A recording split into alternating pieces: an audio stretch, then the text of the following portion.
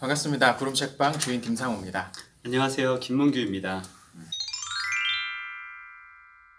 지난 영상에 댓글을 달아주셨는데요. 이 댓글에 대한 대답을 오늘 좀 영상으로 만들어 봤습니다. 질문 이런 내용인데요. 주일 성소를 꼭 내가 다니고 있는 교회에서 해야 되느냐라는 그런 질문이었습니다. 먼저 주일 성수가 무엇인가에 대해서만 이야기해도 아마 굉장히 긴 영상이 나올 것 같아서 일단 이 질문을 저희가 자의적으로 조금 바꿔봤는데, 주일에 내가 다니고 있는 교회에서 정한 시간에 늘 예배를 드려야 하나요? 정도로 생각해 볼 수 있을 것 같습니다.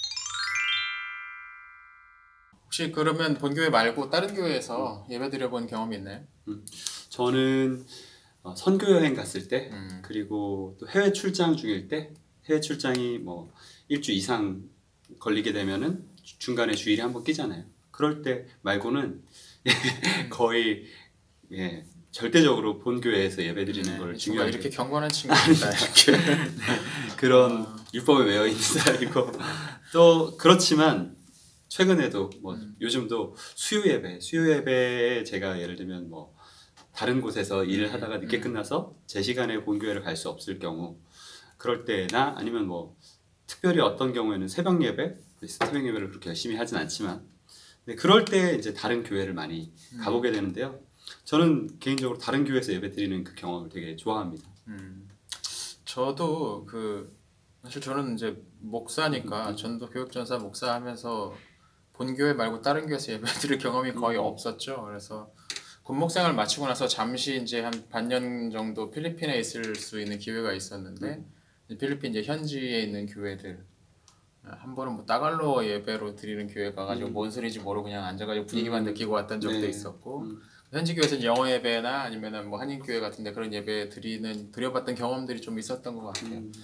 근데 개인적으로는 그때 예배가 참 저는 좋았어요. 왜냐면 그 전까지는 사실 교회는 뭔가 이제 일하러 가는 느낌, 뭔가 사역을 하는 느낌, 이제 그런 쏟아내러 가는 느낌이었다면, 그런 예배에서는 이렇구나 하면서 좀 받는 느낌이랄까 그런 게 좀 있었기 때문에 개인적으로는 좀 다른 교회 가서 예배 드리는 거에 대한 경험이 좀 괜찮았습니다. 근데 그 부분은 다른 교회에서 드리는 거이기도 하지만 또 한편으로는 역할의 차이에서 오는 즐거움일 수도 있겠네요. 예배가 재밌다는 것을 거기서 이제 깨달아. 찬양을 하나를 불러도 분명 우리나라에 똑같은 번안된 곡들이 이제 불렀음에도 불구하고 영어로 된 찬양을 같이 따라 부르는데 가사 하나하나에 되게 집중하게 되고 그 단어 하나하나에 담긴 의미를 생각하면서 부르게 되고 하면서 예배가 되게 즐겁구나라는 생각을 좀 느꼈던 것 같아요.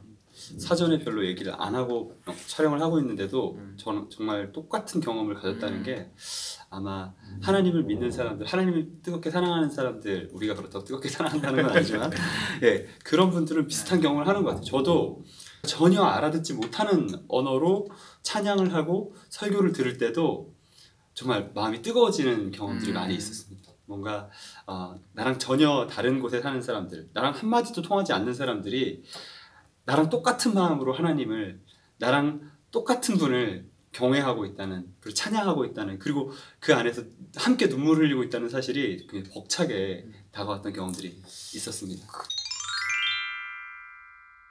왜 그러면 본 교회에서의 예배 또는 모교회에서의 예배를 중요하게 여겨야 되는 걸까? 어떻게 생각하세요? 저는 아까도 말씀드렸다시피 본교회에서 예배드리는 걸 굉장히 중요하게 생각하는데요. 제 개인적인 경험도 있지만 원론적으로 이제 말씀을 드려보자면, 이 공동체가 함께 드리는 예배, 내가 속한 교회에서 함께 드리는 이 예배는 하나님의 그 나를 향한 변하지 않는 그 은혜를 누릴 수 있는 가장 좋은 통로라고 생각합니다. 그렇기 때문에 이 하나님께서 우리 공동체에 주시는 그 말씀이 우리 공동체에서 성령님의 도우심으로 계속 나눠질 때, 그 말씀으로부터 한 번 받는 은혜가 아니라 내 삶을 지배하는 그 은혜가 가능하다고 생각하거든요. 저는 제가 좋든 싫든 어쨌든 돈을 받고 연구를 하는 일을 하고 있기 때문에 프로페셔널한 연구자라고 얘기할 수 있을 텐데요.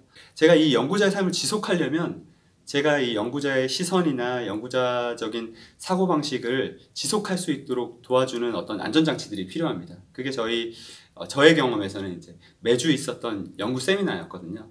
매주 정한 시간에 그 연구자들이 함께 모여서 연구 결과를 발표하고 토론하는 시간. 그 시간이 없었다면 아마 제가 개인적으로 쌓아왔던 그 연구자로서의 훈련들이 아마 흐지부지하게 됐을 가능성이 굉장히 높습니다. 저는 편한 걸 좋아하고 내 마음대로 그때그때 하고 싶을 때 하는 걸 좋아하는 사람이니까 사실 그 연구 세미나가 저한테 아주 좋은 안전장치가 됐던 거죠. 그러니까 공동체로 함께 드리는 예배도 그런 차원에서 그렇죠. 기능을 할 수 있다는 거죠. 네. 우리가 혼자서 내가 어디서 예배 드려도 상관없지 않나라고 생각할 수 있지만 나를 잘 알고 내가 그 안에 속해 있는 공동체 안에 있음으로써 나도 점검받을 수가 있고 그렇죠. 또 내가 잘못 가지 않도록 나를 지탱해 줄 수 있는 어떤 그런 차원도 있다. 네. 그러니까 함께 오랜 시간을 생활해 온 동료들이라면 제 연구에 대해서 더 잘 알고 있거든요. 제가 사고하는 방식도 잘 알고 있고 마찬가지로 함께 생활하면서 예배했던 사람들이라면 저의 약점도 잘 알고 있을 거고 제 강점도 잘 알고 있겠죠. 그렇기 때문에 거기서 나오는 위로나 축복 혹은 거기서 나오는 조언이나 경고의 말들이 우리를 더 안전하게 지켜줄 수 있지 않을까. 저도 C.S. 루이스의 글에서 그런 내용을 읽어본 적이 있는데 C.S. 루이스는 예배 형식이 자꾸 바뀌는 것들을 그렇게 좋아하지 않았던 것 같아요. 그래서 고교회파 전통에 있었던 그 성공의 신자였는데 예배가 시작할 때부터 뭐 함께 송축을 하고 찬양을 부르고 뭐 성시를 교독하고 무슨 기도문에 따라서 기도를 하고 이 순서가 그대로 이어지고 매주 그 순서대로 가는 것에서 루이스는 이제 좀 안정을 느꼈던 것 같아요. 좀 보수적인 면이 있죠. 그런 얘기를 했던 것 같아요. 그 순서가 자꾸 바뀌면은 예배에 오히려 집중하기 어렵지 않겠느냐. 그러니까 내가 익숙한 교회에 가서 익숙한 자리에 앉아서 그 익숙한 순서들을 쭉 이어가는 것이 너무 익숙해져서 내 그 순서 하나하나에 집중하지 않아도 될 정도, 신경 쓰지 않아도 될 정도로 거기 아예 녹아 들어간다면 그때서야 거기에서 진짜로 말하고 있고 진짜로 가리키고 있는 것에 집중할 수 있을 거다. 이런 얘기인 거죠. 춤의 비유를 사용을 하는데 춤추면서 다음 스텝은 어디로 가야 되지? 어디로 가야지? 오른발인가? 선하라는가? 이걸 계속 신경 쓰고 있으면 진짜 춤출 수가 없게 되는 것처럼 어쩌면 예배도 하나님과 다른 동료들과 이렇게 함께 추는 어떤 거룩한 춤이라고 한다면 근데 다른 교회 가가지고 내가 익숙하지 않은 교회 이분들은 이 교회 가고 저런 교회에서 스텝이 조금씩 다른데 그때 거기에 집중하느라 정말로 집중해야 될 그분에게 집중하지 못하게 되지는 않나. 루이스는 그런 이야기를 좀 하기도 하더라고요. 것. 내가 속한 공동체와 함께 예배를 드리는 것이 아주 중요하다고 제가 절대적으로 중시한다고 말씀드렸음에도 불구하고 이것은 율법이 아닙니다. 이것은 구원과 관계 있는 문제라고 저는 절대 생각하지 않습니다. 이거는 우리가 하나님과의 관계를 더 아름답게 가꿔가기 위한 방법으로서 아름다운 전통으로서 존재했던 것이기 때문에 우리 안에 그것을 어떻게 받아들이고 적용할 것인가는 완벽한 자유가 또 있어야 된다고 저는 생각합니다. 그렇죠. 사실 뭐 피치 못한 사정 때문에 주일에 꼭 본교에서 예배드릴 수 없는 일들이 있을 수도 있잖아요. 네, 그죠? 그럼요. 네. 그것 때문에 우리가 죄책감을 가질 필요까지는 없지 않나 라는 맞습니다. 생각을 사실 뭐 요새는 죄책감은커녕 그냥 뭐 되게 자유롭게 생각하는 사람들이 훨씬 더 많은 경향이 있긴 하지만 사실은 많은 성도분들, 특별히 오늘 댓글을 달아주신 이분 같은 경우에는 고민이 있으셨던 것 같아요. 어떻게 해야 되는가? 이 주일날 항상 같은 교회에 가고 싶은데 그러지 못하는 상황들에서 어떻게 해야 되는가에 대해서 고민이 있었던 것 같거든요.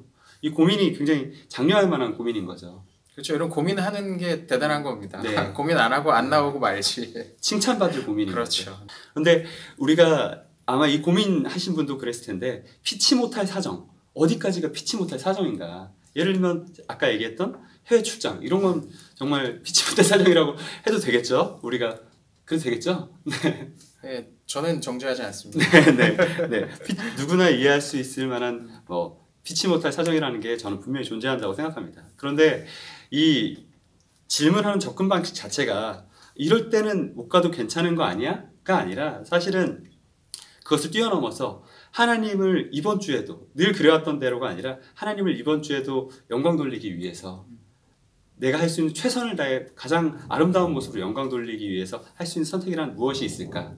모교회에 가서 늘 그래왔듯이 내 자리를 지키고 내가 사랑하는 우리 이웃들을 위로하고 때로는 조언하고 나도 그 위로와 조언을 받고 그렇게 풍성하게 은혜를 누리는 것이 내게 유익이라면 하나님과의 관계에서 유익이라면 그렇게 하되 또 반대로는 내가 너무 타성에 젖어서 다른 사람들의 시선만 신경 쓰고 또 목사님의 말씀이 늘 똑같이 들려서 하나님과의 관계에 집중할 수 없는 상황이라면 아니면 그냥 단순히 너무너무 힘들어서 우리 교회에 가고 싶지 않은 상황이라면 저는 얼마든지 다른 교회에서 예배 드릴 수 있고 또 다른 교회에서 그 어디에나 함께 하시는 하나님의 그 사랑을 맛볼 수 있을 거라고 생각합니다.